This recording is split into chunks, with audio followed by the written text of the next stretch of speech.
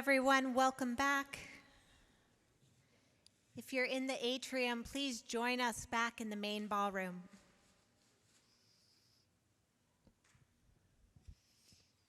As I mentioned this morning, we're hosting this summit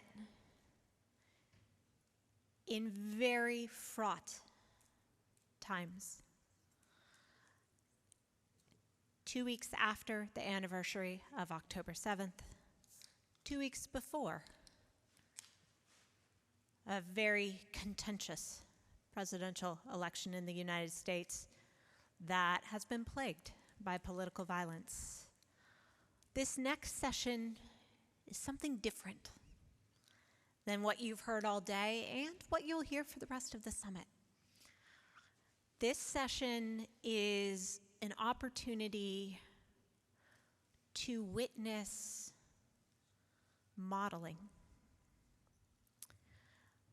Modeling of how to craft caring conversations in conflict, where people's deeply held beliefs may differ, how to tap in to your own empathy, how to be vulnerable in these conversations when emotions and tensions are so high, and how to show up for one another in this field when we all know someone who fears for their personal safety on a daily basis. To have this conversation, it's my pleasure to welcome to the stage Dr. Barry Curzon, the Dalai Lama's personal physician, Dr. Matt Levitt, and Jasmine Al-Gamal. And Jasmine, I apologize if you are a PhD and I failed to mention that. All right. For this one-of-a-kind crafting caring conversations in conflict. Barry. Take care which shirt. Doesn't matter. Check what's comfortable.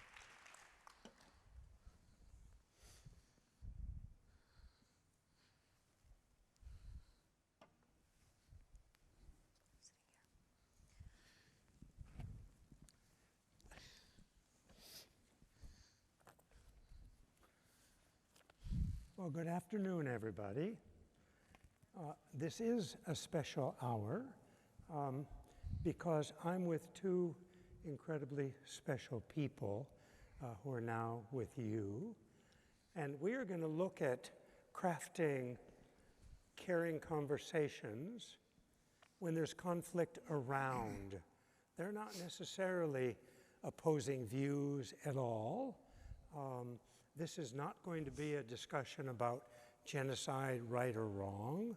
This is not going to be a political discussion, but rather how to have a meaningful, trusting conversation over time when there's conflict around us, and both of them work very deeply in conflict environments, or at least about conflict environments. So I would like to introduce both of these distinguished guests. This book is quite big. If you find a better bio in there than mine, use it. No, I got one for you.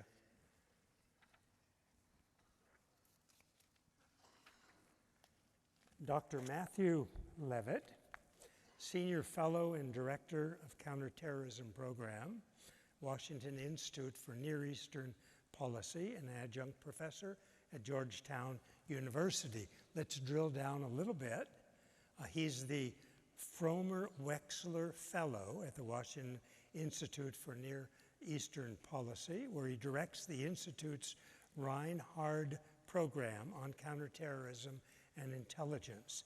Previously, Matt served as the Deputy Assistant Secretary for Intelligence and Analysis at the United States Department of Treasury, and before that as an FBI counterterrorism analyst, including work in the Millennial and September 11th plots.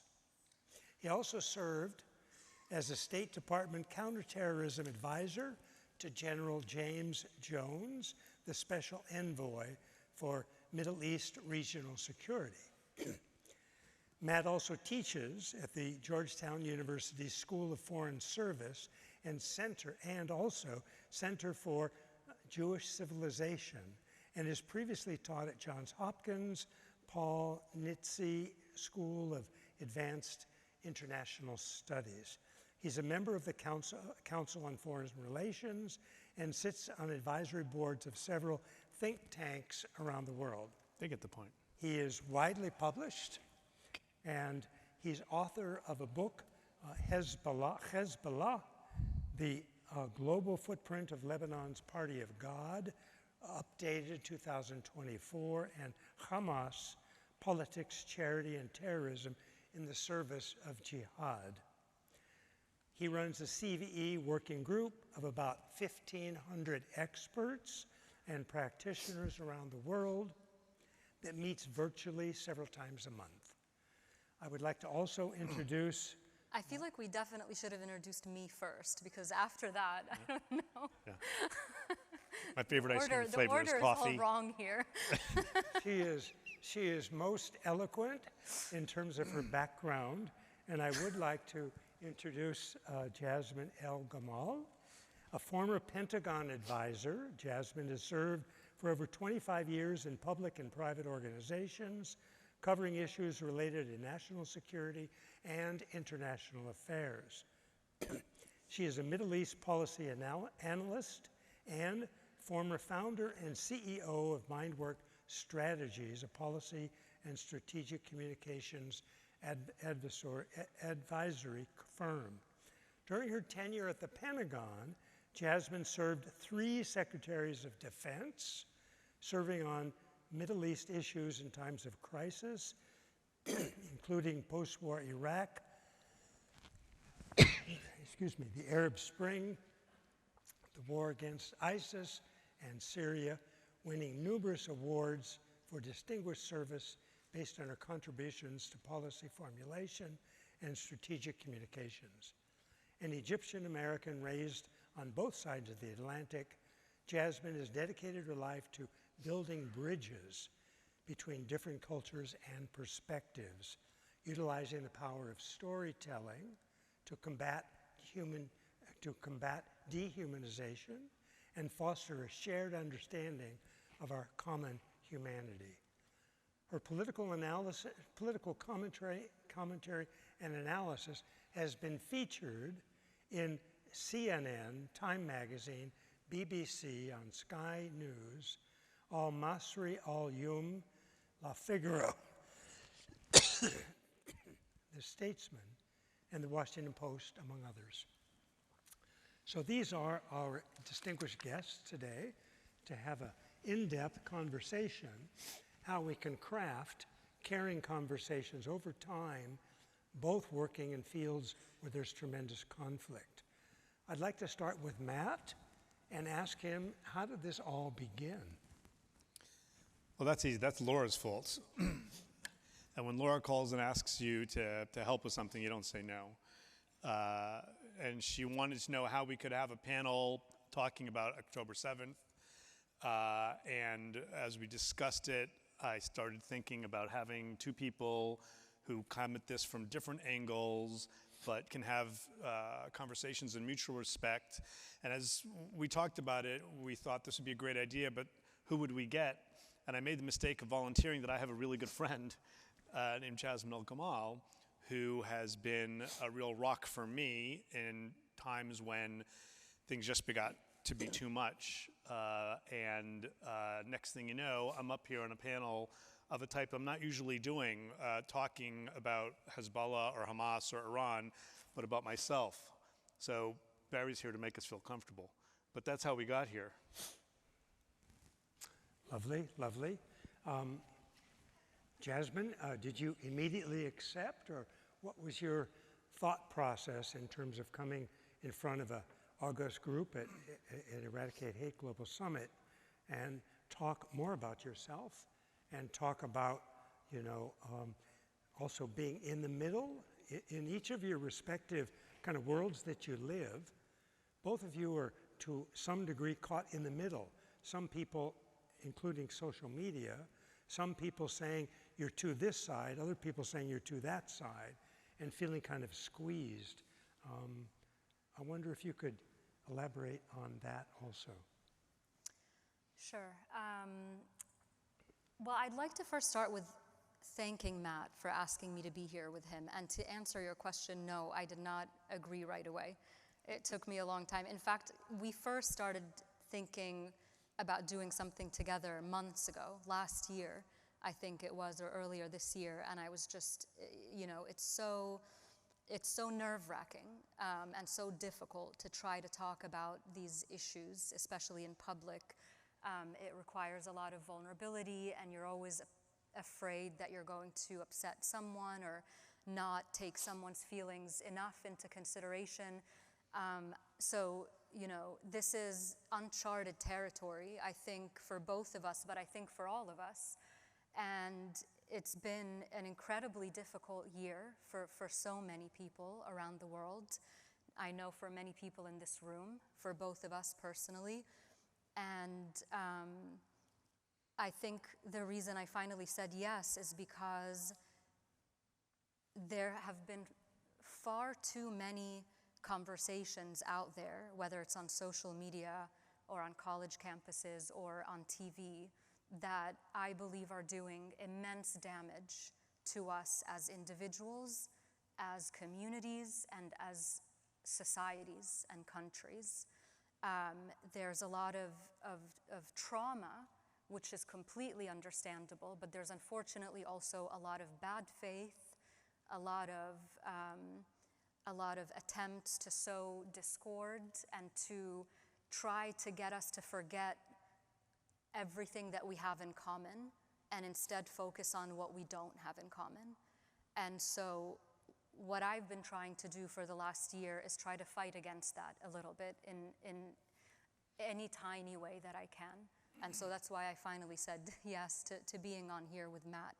And, I really have to thank everyone for being here, because not only I'm sure it's been a long day, but it's also, like I said, been a long year. And I know that a lot of us are almost tapped out when it comes to trying to offer compassion and empathy to others. We're tapped out, we're tired, we're distraught, we're traumatized. And so I thank you for being here and for being in this conversation with us, because I don't know that we have answers, but I do know what not to do. And I hope we can have that type of conversation here over the next hour. So thank you for having me, and thank you, Matt, for asking me to be here. Matt, I'm going to ask you the same question. You've also been in a position where people have pushed back you're too much, pushed back you're too little, and like Jasmine, from the little bit I've heard, you've handled it with grace, without at least getting angry, and trying to understand that people are suffering tremendously, particularly after October 7th, 2023, and then the ongoing war in Gaza. And your community has pushed you one way, saying too much, other way, too little. And you've maintained a sense of grace and balance, and I would say respect. Could you elaborate? You lost me at too much, too little. Now I'm afraid my kid's going to make a meme about me that just says I'm too much and too little. Look, for me, this started right after October 7th.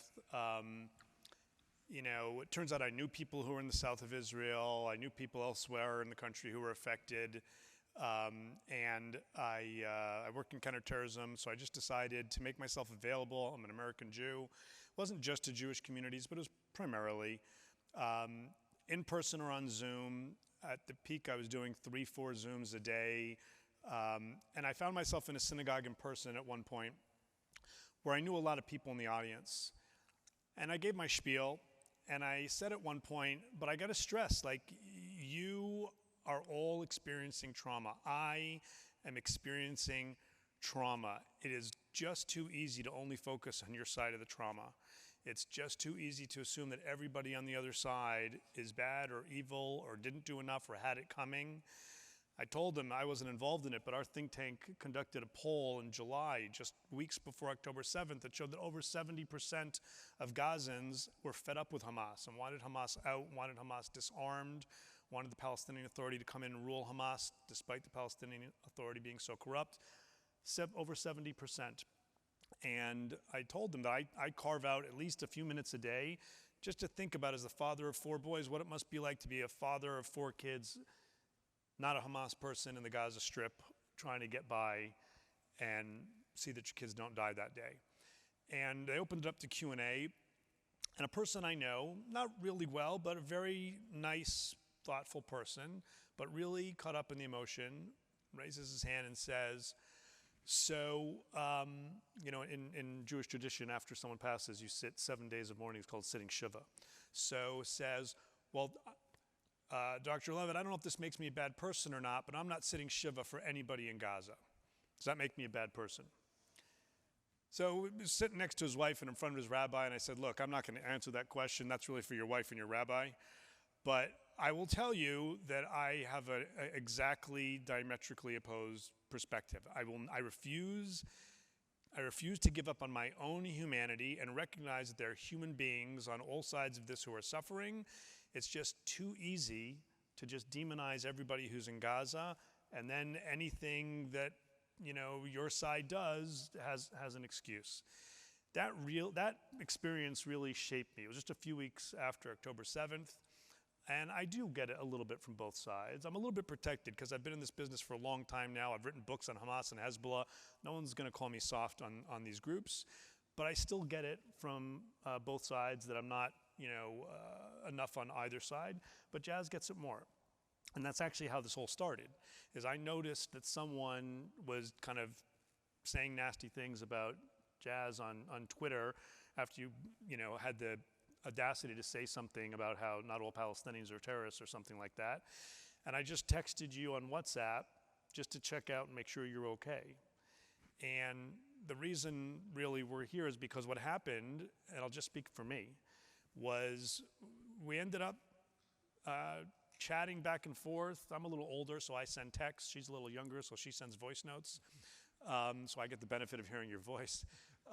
But just checking in on each other a lot over the past year when things like this would happen. And Jazz for me has been a rock and a really important person to be able to go to when things were going tough. And if you look at our Twitter feeds, and this is not me just trying to get you to give us lots more followers, but you really should. If you look at our Twitter feeds, they're very, very different. They're very, very different. But at the end of the day, I recognize that there are human beings who are suffering in Gaza right now. And Jazz has nothing good to say about Hamas or Hezbollah. And we've known each other since 2009, 8. We go back. And so that ended up just being an unanticipated, we didn't plan this out. We didn't say, this is what we're going to do for each other. It just happened this way. And actually very strong memories of being, in this country or traveling to that place and pacing the hotel room, talking to you on the phone. I don't remember, if I had called you or you had called me. But it ended up being really important for me. Don't go anywhere. That's powerful. That's very, very powerful. In a little bit of discussion that we've had prior to now, I've heard little glimpses of some of these situations where something will happen in the world, in Gaza usually, or Israel, and one will text or call the other, and each will become kind of a rock for the other when that happens. Something in the relationship since 2008 or 9 has cultivated respect for each other. I don't think you have, maybe on your Twitter feeds there'll be some different approaches and things, but I don't think you have great differences of opinions. Yet you have developed trust, there's obviously respect for each other, and you kind of, in a way, use that to help diffuse those very painful experiences when something happens that's very painful, particularly in the Middle East. Would you care to extend that, elaborate a little bit on that also? Well, you know, a lot of you don't know me in this room. This is my first time at this conference, and so I doubt any, people are here to just listen to me talk about myself. So what I'm going to try to do is use our conversations to go to something that I think is really important to discuss, which is what happens when you're trying to have these kinds of conversations when you're not friends with someone, when you're not in a friendly environment, because fortunately for Matt and I, we've had each other amongst our families and friends to talk to, but the fact is that most of us, we go to work, we find ourselves in discussions with people who may be on opposite sides of whatever divide, and we have a really hard time, talking to them. And I want to try to maybe offer a few thoughts on why that is, why we have such a hard time sometimes talking to each other and relating to each other, and why that wasn't the case for Matt and I. So let me start with the latter. Please stop me whenever I'm going over, because I have no watch. You're not going over at all. If I can just, Matt, if I can share, what you said to me that first time that you texted me. I mean, I was pretty much semi-retired from policy, from foreign policy, international affairs before October 7th. I had left government. I had actually left DC altogether, and in 2017, and I was just kind of done with the whole thing. I was just very disillusioned after working on the Middle East for so long in government, and I started working on other things that I cared about, like mental health, workplace mental health particularly. I started a podcast. I went back to school, and so after October 7th, I started getting back into it because of the reasons I said before. So I'm walking to one of my classes in the evening, and then Matt sends me this text after I had been attacked on Twitter. And you said, "I am broken." That I am. You did. Yeah. You said, I'm broken. And that in turn really allowed me to share how I was feeling, because that vulnerability, that admission of hurt and pain automatically creates trust, because this person is not coming to score any points or say, I'm broken. I know you're broken too, but I'm more broken, and you know what I mean? I mean, there was no zero-sumness in it. There was no competition in who was hurting more.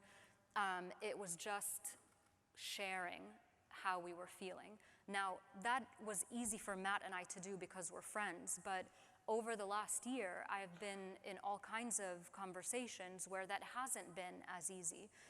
And I think what I've found over the last year particularly, so I'm,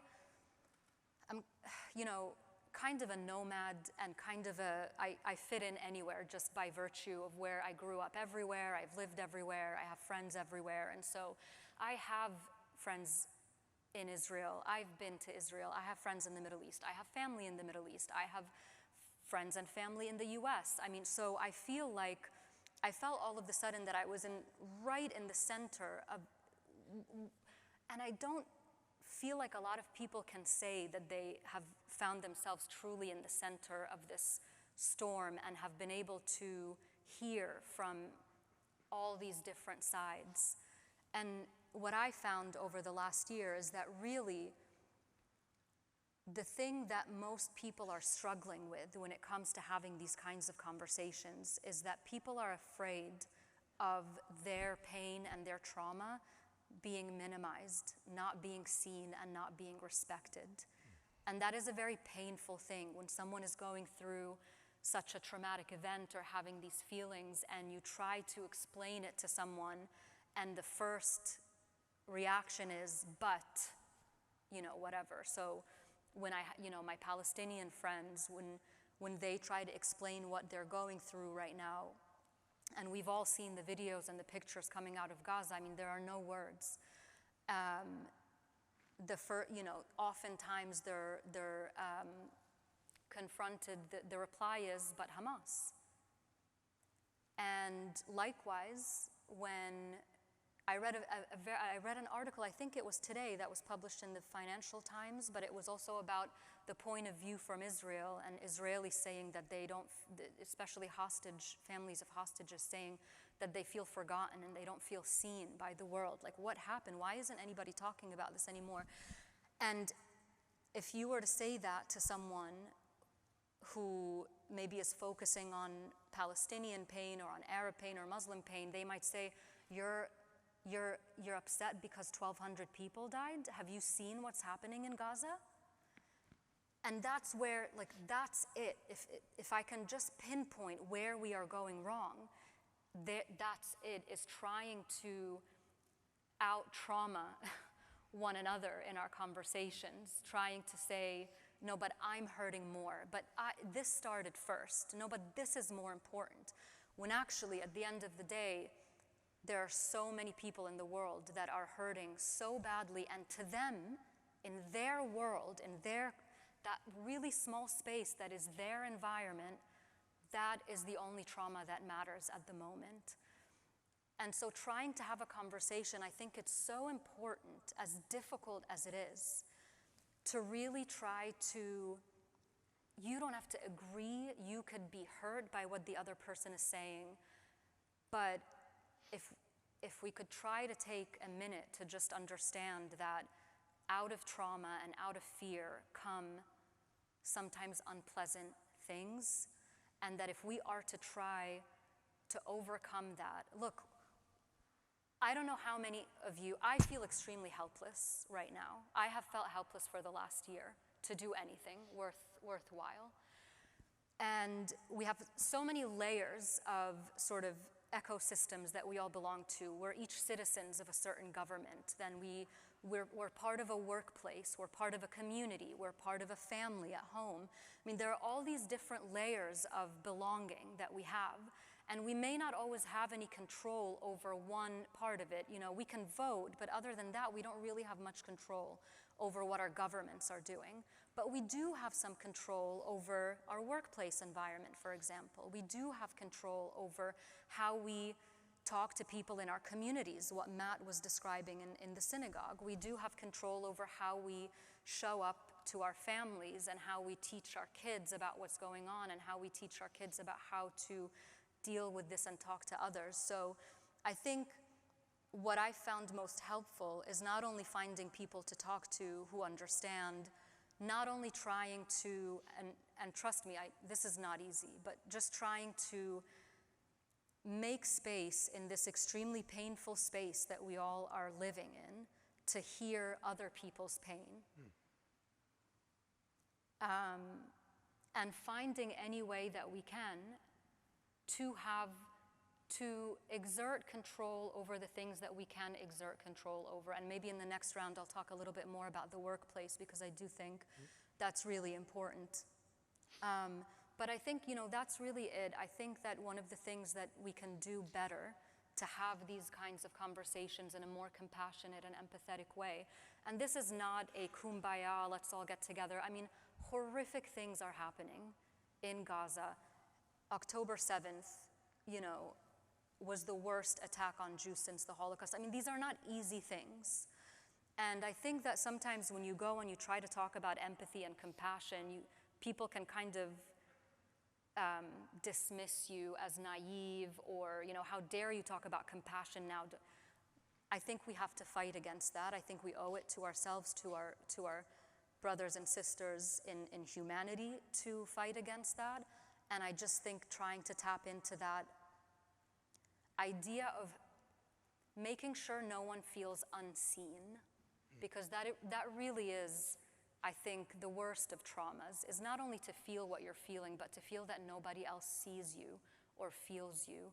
That's a very lonely place to be, I think. So the extent to which we can help other people just feel seen, and to have that be a starting point. We don't even have to have a conversation after that. But just to say, I hear you. I don't disagree. I don't agree with anything that you're saying, but I see you. Yeah, extremely powerful. To recognize that others are suffering, we're suffering.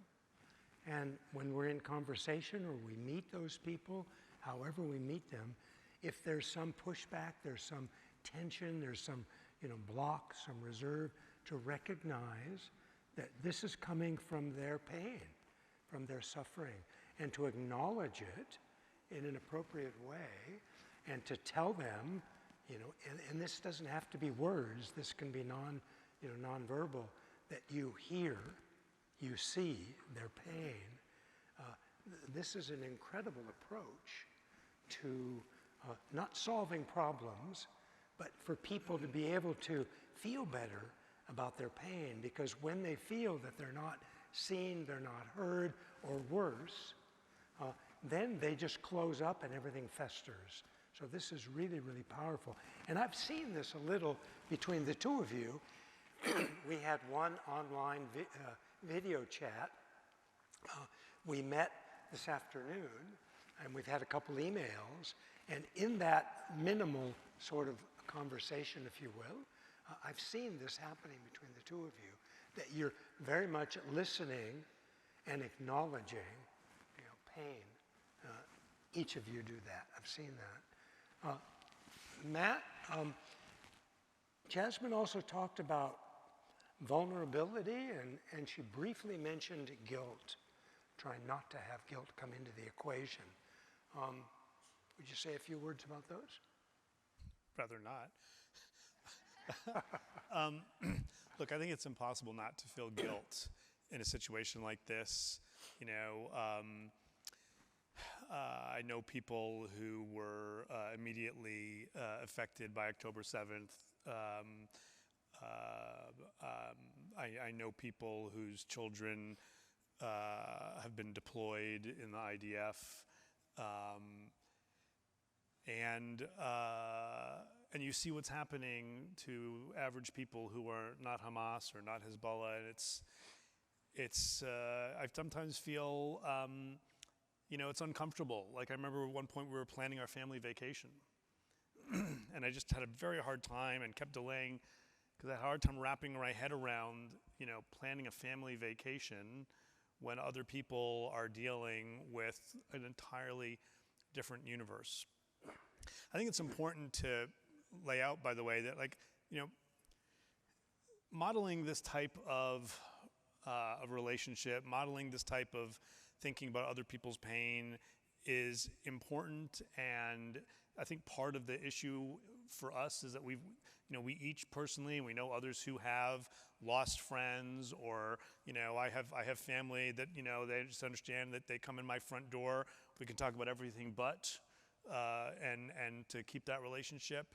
But I think it's also important to recognize that this is not happening in a vacuum, and we've had a year where, it was easy for us. We have a pre-existing relationship, right? I knew going into this that for all the things we disagree on, and there are things we disagree on, that the fundamentals are not only there, but they're very, very strong, right? But we're dealing with a world where people don't want to hear each other.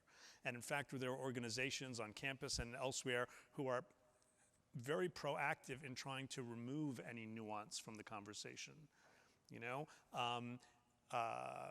concept of intersectionality is such that, if you are for the environment and you're for women's rights and you're for Black lives, then you must be for not just Palestinians, but this particular version of Palestinians that says that Israel has no right to exist. I went, when Georgetown's semester ended beginning of the summer, I was invited out to go to another university, one of the country's most elite universities, for a week. And I got pulled over by a Jewish female student who's really beside herself. She's gay, she's in a gay dorm, and her friends came up to her saying that they were worried about her because other people were talking about her behind her back, that maybe she should be kicked out of the dorm because clearly she must not really be gay because she has not been sufficiently supportive of the encampment and has not asked the student groups with which she's involved to fund the encampment's breakfast. So her silence, not even her taking a side one way or the other, her silence. And this made perfect logic to them, right? If you're not sufficiently strong on this topic, then you can't possibly be on the others, including your sexual orientation. This is not at some small little, university. This is at one of the most elite universities in this country. And so, to me, at the end of the day, one of the big reasons to agree to do this at Eradicate Hate was not just to be able to model the fact that there's this, but to put myself in an uncomfortable position, to put myself in an uncomfortable space, because that's ultimately what we're asking everyone else to do. I'm not asking the college students at that or other campuses necessarily to step up, but I am asking the professors to. And I can tell you in much more time than we have left, the number of times I've encountered professors on campuses who have been the worst of the worst in articulating hate of one side or the other. So, I really applaud Eradicate Hate, not only for this panel, but there's panels on what students are doing, and there's a tremendous amount of work that needs to be done in this space just to get to the point where people can have the kind of conversation we have. And I was thinking about it, Jazz. Most of our conversations are supporting one another. I actually looked back at our chat, scrolled, back in advance of this. I think there's only one time where we actually got into any substantive discussion. It wasn't really disagreement. You had said something on a television interview, and I said, if I may, like on this one thing, I think you I don't remember what it was, went too far, and then we talked it out for like 2 seconds. I remember. I don't want to get into politics, so I won't say what it was, but I do remember what you're talking about. But can I just say something on that point, though, because I think this is a really important point, because this is something that I was thinking about the other day when as Matt said, like on social media, I focus on foreign policy. So most of my posts are criticisms of the way the awful way I think governments have been handling the crisis, the war in the Middle East and in general, and approaching international law and all of these things. So that's what most of my feed is about, what governments, especially Western governments, can and should be doing better. But I also talk about a lot of things. I mean, when I see something horrible, that came out of related to October 7th, I will write about that. And when I see something horrible that's coming out of Gaza, I will write about that. So I have a very wide variety of people who don't like me and who don't like what I say. It's very diverse. And I don't mind it, to be honest with you, because I do try to remember where it's coming from. And I do also know that social media is just not the real world. So anytime I get overwhelmed with what I'm getting online, I just turn it off and I go spend time with my husband, and I just think about how wonderful my life is in so many ways. So social media doesn't really bother me. But it did make me think about, when did we stop being able to disagree about things like policy without it getting so ugly and personal and being about who you are as a human being? I mean, when Matt and I disagreed about this issue, I didn't say, well, that just means that you're a horrible human being, I can't be friends with you anymore, block. But I do find that that's what happens so often. Even people, I've lost friends, not too many, thankfully, but a couple over the last year, because I wasn't being sufficiently, whatever they wanted me to be. And that's fine. But also people who have followed me for months because they like what I say on this topic. And then as soon as I say something that doesn't fit exactly what they think I should be saying, it's anger and insults and unfollowed, blocked, all of this stuff. And I have a hard time understanding that, because I'm like, well, but I feel like we can just disagree on this point without saying, go to hell, I wish you the most awful of days, going forward. Why? And I guess it comes back to just really the amount of pain that everybody's in, the amount of anger everybody's in, and the amount of helplessness and the amount, the degree to which people feel that they don't have any control over what's happening. Think about it. If someone says to me, "You suck, I am unfollowing you," that is something that they did to feel like they had some kind of control over the situation, right?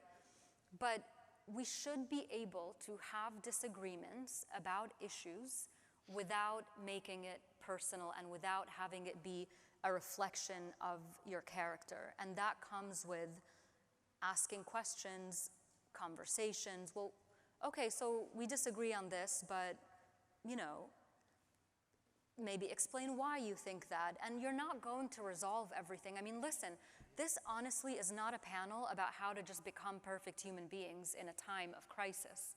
There's no such thing. But there are things that we can do to be a little bit better and to help each other a bit more. And one of them is just being able to have a disagreement without having it be a judgment on the other person completely. I've actually had a handful. And that means to be able to listen non-judgmentally. Yeah. And that's something we can teach our children in school, starting with kindergarten all the way up. That kind of tool that just listens. And when you start in the mind to fight back, we give them tools to just observe that. So you don't make a story, you don't go forward with it. This quality of being able to just listen without judging is something that we've lost to a large degree. And I think it's innately human. I mean, it's something that we can come back to. It's not something, you know, on Mars. But we've kind of lost that ability to just listen.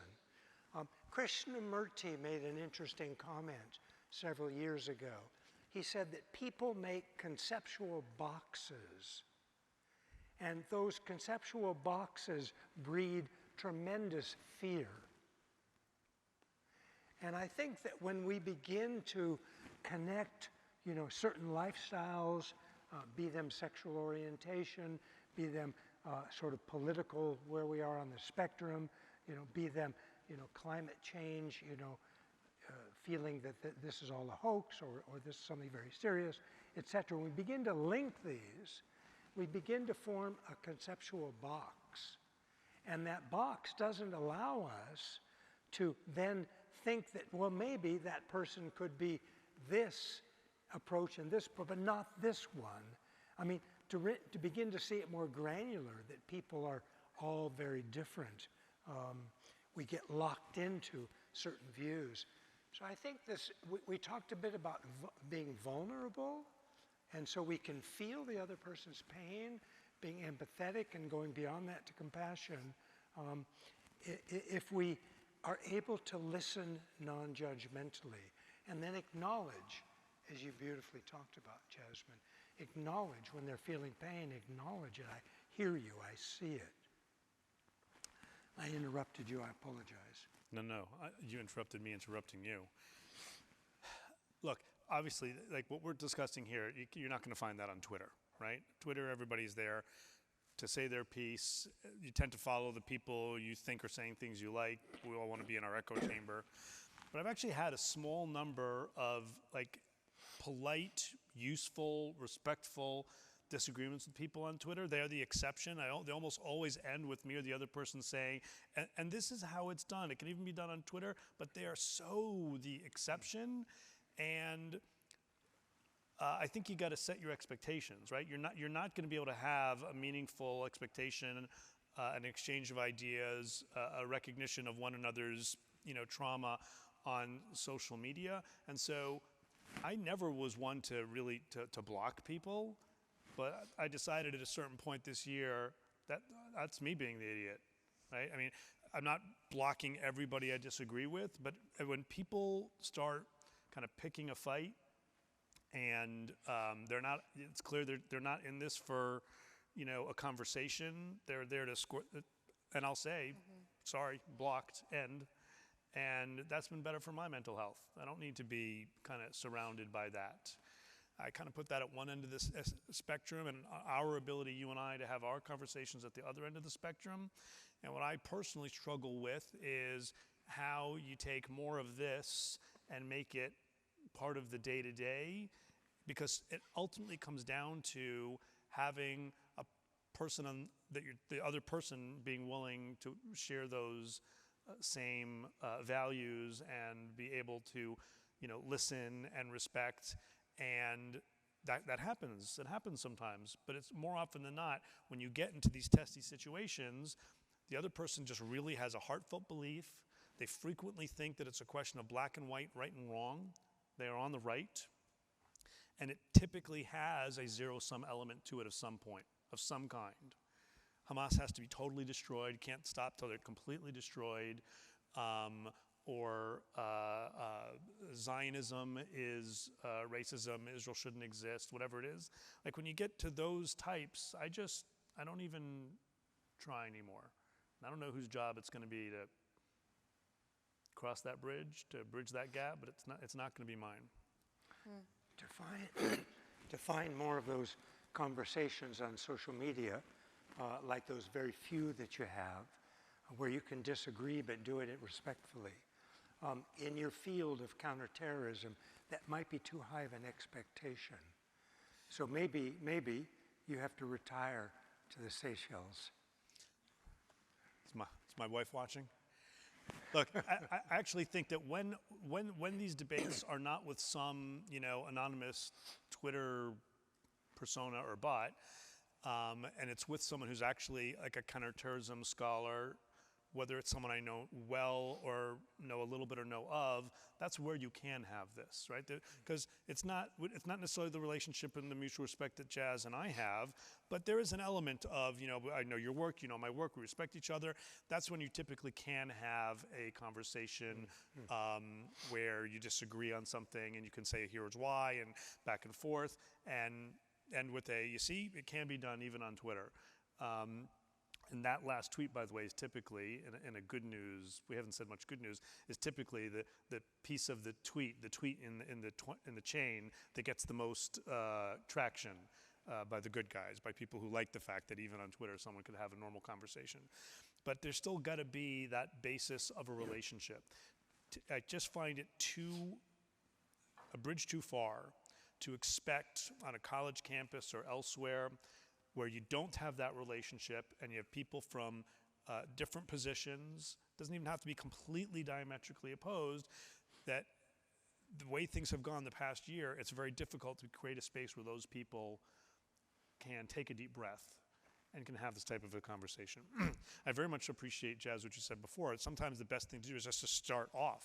And I've done this sometimes in some of my public speaking, especially to Jewish audiences, to start off at some point really up front in the beginning and mention, concern about the other side, that there's all kinds of suffering going on here.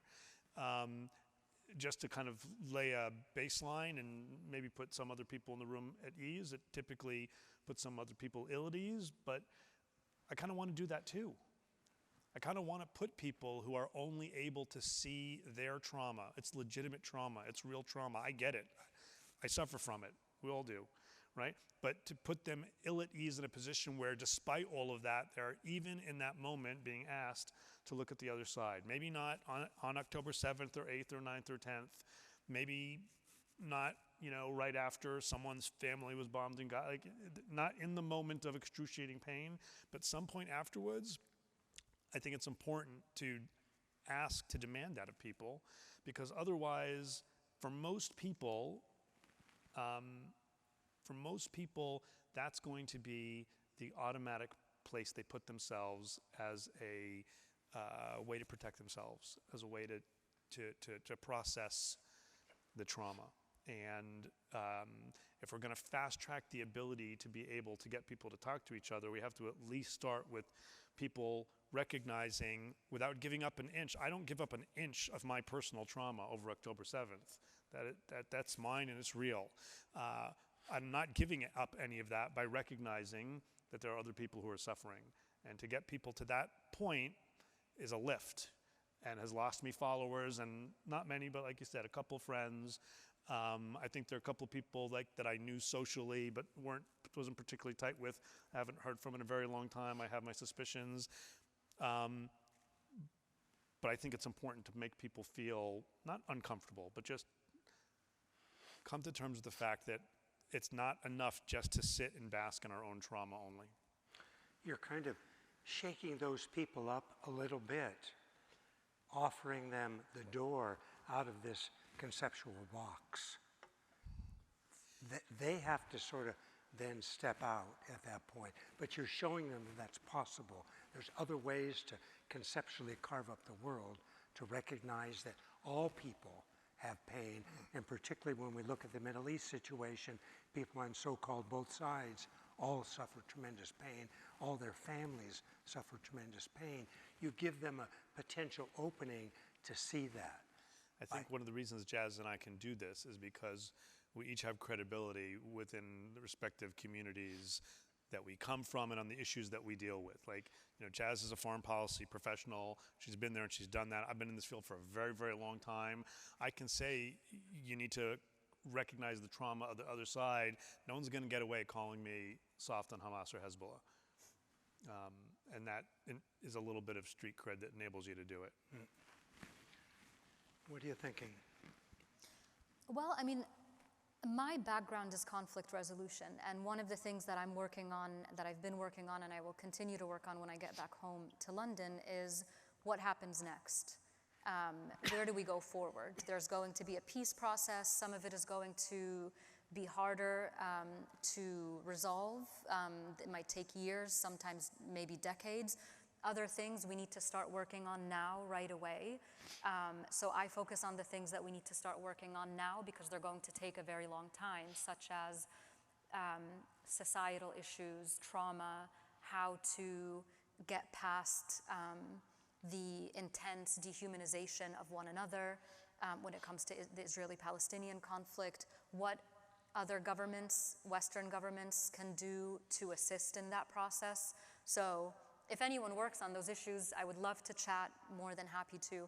But so it's my job to do that. So I actually spend a lot of time on social media talking to people that I disagree with because I want to understand why and how. And there's this one woman, and not necessarily that I disagree with, but just people that I don't even know. I mean, there's one Israeli woman on Instagram that's been following me that I've been in a conversation with for like 8 or 9 months.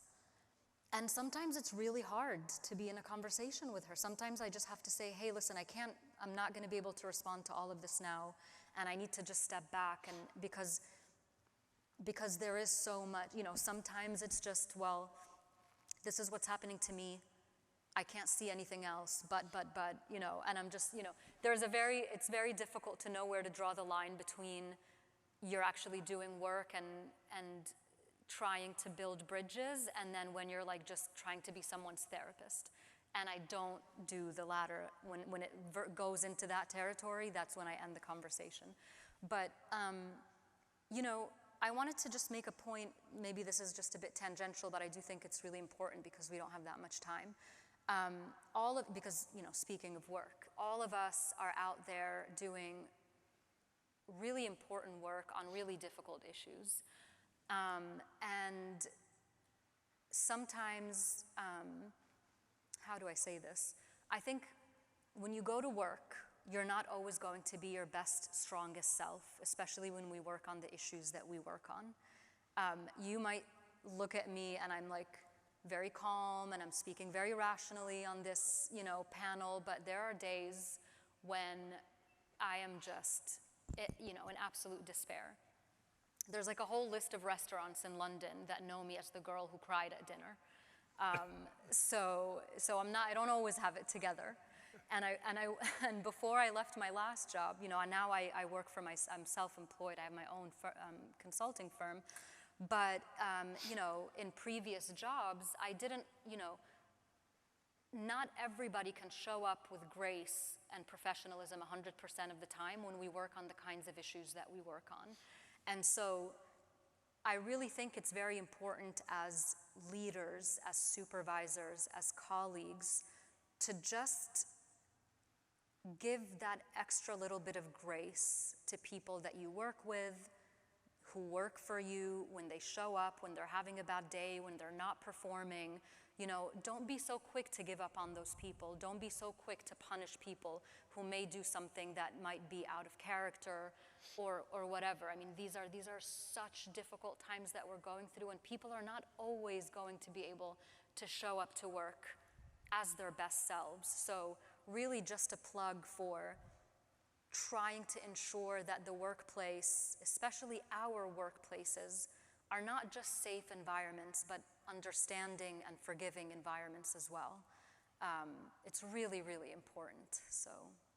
Something you've just touched on also, and Matt, you also touched on this earlier, is when things get too hard, when we're in the workplace and we're just, you know, we're not ourselves, we're just very depressed, or we're very upset, or we're very chaotic, confused, we're just not doing well, or we're getting a lot of harmful, negative stuff, and we just have to say, I can't do that anymore, block it, goes to the notion of taking care of ourselves. And it also touches on the notion of guilt, because taking care of ourselves, working in this very difficult space, often day in, day out,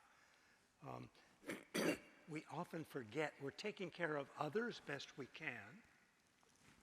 We're listening, acknowledging pain, we're having conversations that may be uncomfortable, but we're doing it because maybe people can grow, maybe we can grow. But we often forget about taking care of ourselves. And we often, that moves into this area of guilt. There's so much pain, there's so much suffering in so many families out there. Now we're talking mainly about the Middle East, but everywhere. That how can I afford the luxury of taking care of myself while all that horrific stuff is going on in the world? I don't buy that. I think it's critical that we take care of ourselves, because we're in this for the long run. We have families, and if we don't take care of ourselves, we're also not taking care of our families. Yeah. And that's being selfish. So taking care of ourselves is actually a form of compassion. And I didn't use the word self-compassion here. I said compassion, because it's compassionate for the people around us, in our family, our close people at work, our communities. If we're being beat up a lot and we're not, I mean, none of us are going to be good all the time. But if we're going to be, you know, have many of those days where we're just too beat up, it's going to really ripple out, and it's going to affect a lot of people around us. And that's, in a way, unfair. So I'm trying to make the argument that taking care of ourselves is a really good way of taking care of people around us. And therefore, when we feel guilty about this, please watch that guilt, observe it, but please don't react to it. You don't have to make a story around it. You don't have to, you know, say that you're a bad person for taking care of yourself. It's critical for not only yourself, but for those around you, and we can extend that much, much further. Look, I dealt with October 7th as a guy who spent most of his career on Hamas, Hezbollah, and Iran by just diving in. I have never written so much, lectured so much, traveled so much. Like I said at one point, on top of everything else, I was doing 3 or 4 kind of community lectures, helping people process how could this have happened type of thing. And then about 3, maybe 4 months into this, they claim it was independent of one another. I'm not sure I believe them. But my wife and my boss each reached out to me and gave me versions of it's a marathon, not a sprint. You know, you're wearing yourself out. They could see it, and I was. And so I listened, and I slowed down. More to the point, I paced myself. I'm still, and I'm a type A personality. I was before October 7th too. I can't put it all on that. I'm still doing more than I used to. I feel I need to for me, but I pace myself better. There was an element to that. I wouldn't say so much of the guilt, but it really, for me, it was a way of processing and dealing with the trauma. You know, Jazz, you said you felt like that there was nothing you could do, and this was what I felt I could do. And it's still the case, but I try and pace it a little better. Sometimes I'm better at that than other times, but there was an element of kind of self-care. We have about a half a minute. Things that are in you that you want to discuss now for even this brief time, please. How do you wrap this up? I think Don't have to necessarily wrap up. I just, I think for people who are in positions where we have a microphone, it is harder to take time off and take care of yourself because you do feel an obligation to use that microphone that you have. So there are not a huge number of Arab American Muslim analysts on TV right now, or who are given opportunities to speak at conferences or write articles in big magazines or whatever. Let alone Arab American women. Arab American Muslim women. So there just aren't many of us. And I don't necessarily kind of lead with like, this is what I am, you know. I'm Jasmine, I am who I am. But for better or for worse, we live in a world that likes to label people, and those are my labels. And you don't see a lot of people with those labels in positions or in proximity to people in positions of power.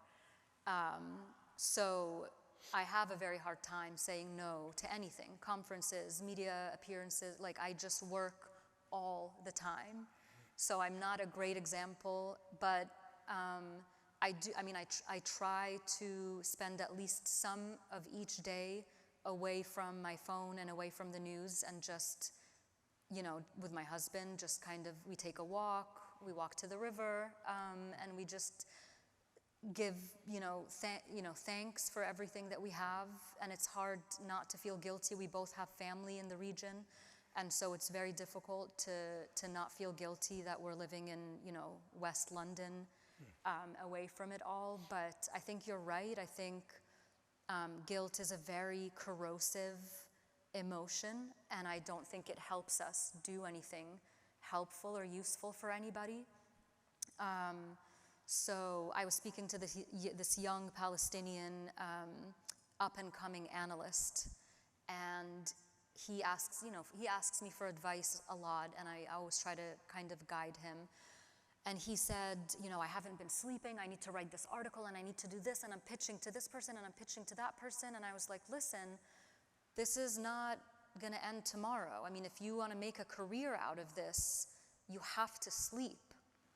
And he says, yeah, I know, but I just feel like my people, they just want me to go, like they don't want me to sleep. And I said, no, they don't. People who are suffering don't want other people to be suffering if they don't have to be. Exactly. Nobody wants to suffer. So sleep, sleep. You'll write a better article tomorrow, trust me.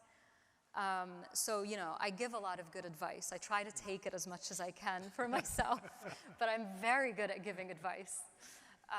And I just think, it's always a challenge to try to take our own advice, but I absolutely agree with you. If we can't take care of ourselves, we can't take care of anyone else. So maybe close, collegial relationships can help in that.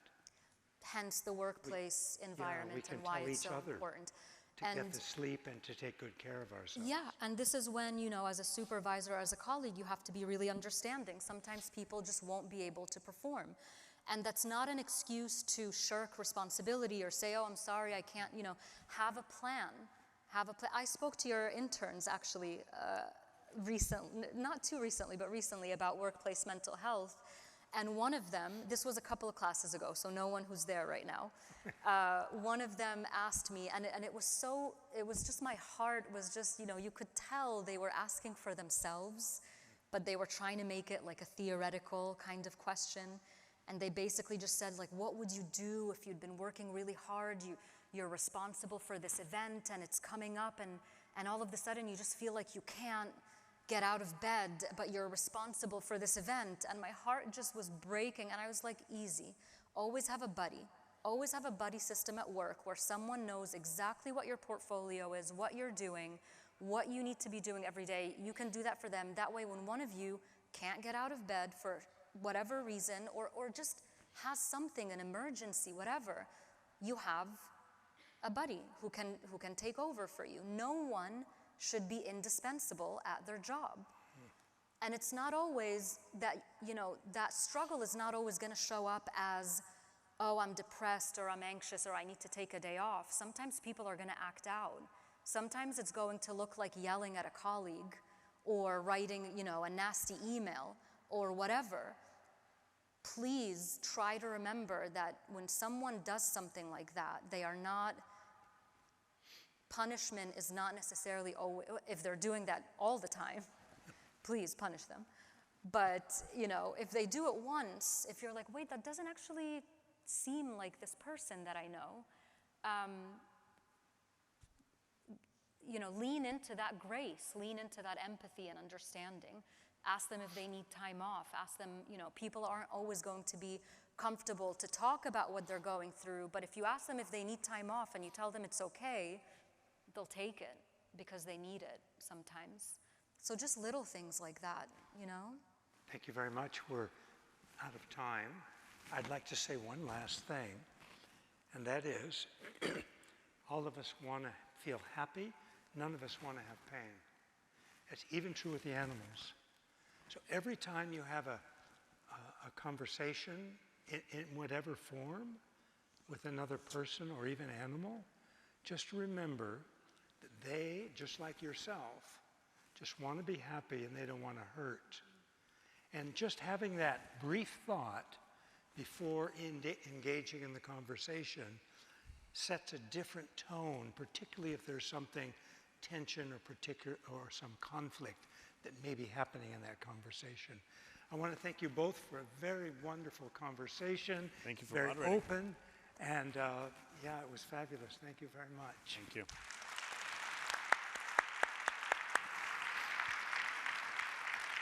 Okay.